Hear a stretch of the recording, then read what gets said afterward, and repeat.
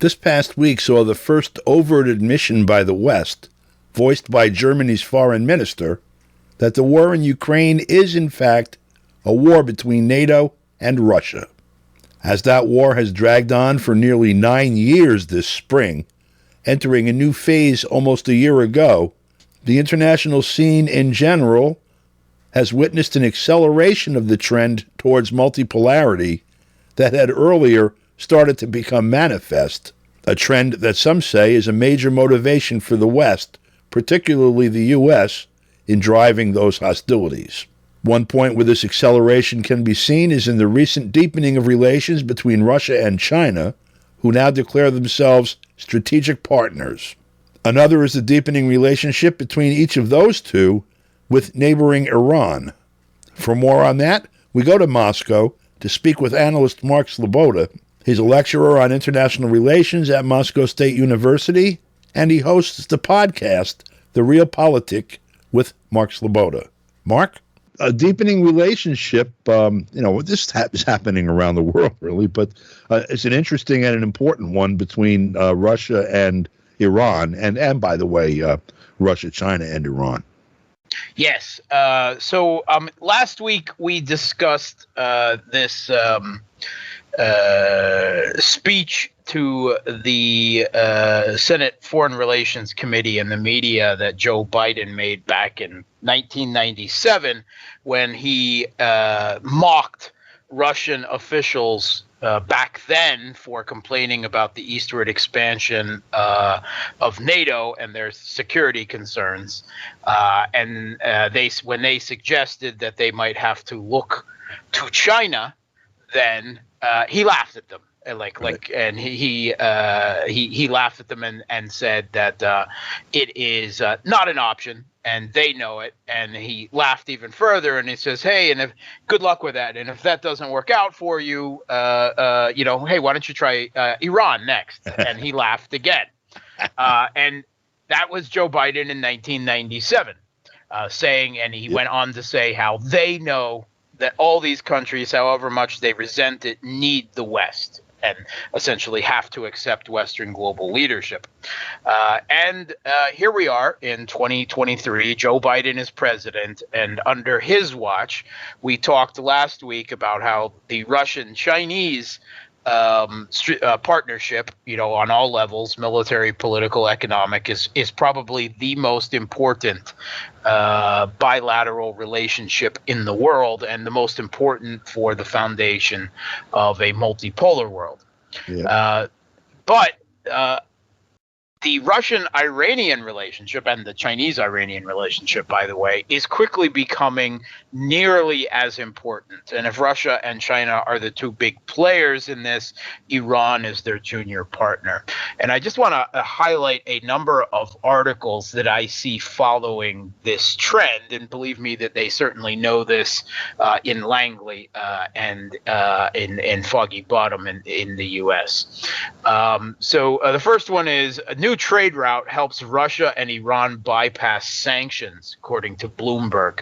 And they're talking about the north-south corridor that has been is being established, but it's being expanded between Russia and Iran, a trade corridor running along Russia's internal rivers to the Caspian Sea, and then from the Caspian Sea down through Iran. And from Iran, it's being extended further to trade to India through the Indian Ocean there. And this they're billing as an alternative to the Suez Canal and a sanction-proof trade corridor, i.e. The inability of the U.S. to interdict these ships to do their state piracy. It's a burgeoning trade route between Russia and Iran that cannot be touched by the U.S. Then in the last year, Russia, even in the midst of their conflict in Ukraine, has become Iran's biggest investor. they've invested nearly $3 billion into oil projects in Iran, despite the fact that they could be seen as competitors, right, with a similar product, gas and oil. Actually, there's a great deal of cooperation and mutual investment between the two of them, particularly because both of them are the most sanctioned countries in the world. Russia now number one, and Iran number two by the U.S. and its allies. Not anyone outside the West, but by those two. And then we see that Russia-Iran trade is blossoming, and that Iran has just signed a free trade agreement, effectively joining the Eurasian Economic Union. So trade, despite U.S. sanctions, is booming between these two countries. And then we see that just in the last couple days, Iran and Russia have linked their banking systems. Right. So all Russian and Iranian banks are now connected together for trade and financial transactions, following the Russian alternative to SWIFT. And this is swiftly growing, particularly, of course, between countries that are sanctioned or feel they could be sanctioned at some time by the United States. But, of course, this is more than just economic, because CBS, the Washington Post, are also warning us that Russia is providing unprecedented military support to Iran in exchange for drones. And the military partnership between the two was forged under fire in Syria, fighting Al-Qaeda and ISIS. But now it's beyond, and they found that they have a great deal of synergy between the two militaries. Iran has been surviving for decades now under U.S. sanctions and developing a capable military, that both Israel and Saudi Arabia, U.S. allies, fear. So Iran is providing their cheap but effective drone and ballistic missile models to Russia, and Russia is providing the Su-35 next-gen fighter bomber aircraft to Iran, which the U.S. and Israel and Saudi Arabia are very much not happy about. And there has been a great deal of political unrest in Iran that many people, me included, say is the U.S. has activated all of its various regime change groups in Iran. But we also see on top of that there have been attacks both on military facilities in Iran,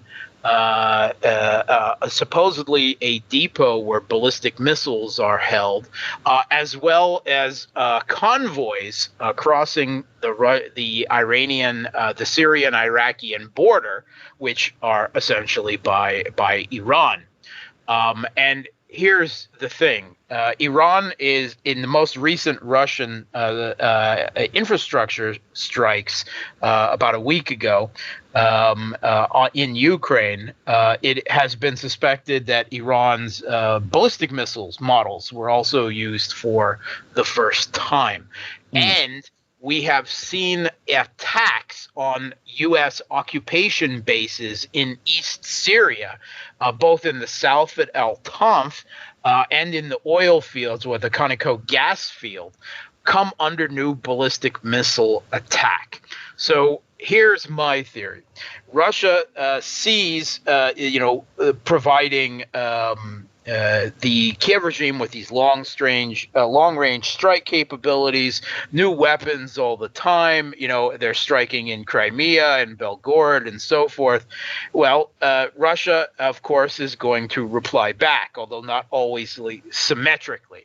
And it looks like Russia and Iran are cooperating to provide locals with the means to attack U.S. occupation bases in East Syria, and the U.S. is responding with Israel with direct attacks in Iran. And we see here the conflict in Ukraine is starting to become global. Right. That's where it heads by almost any scenario. I think if you take a look at, for example, that U.S. presence in Syria, you're going to start seeing a pushback in that area based on the ground, with something Iraq could join in also, and a number of others. Mark, thank you very much. We'll speak with you again maybe next week and maybe elaborate on this a little further. Great. Thanks for having me, Don. Thank you. For KPFK, I'm Don DeBar.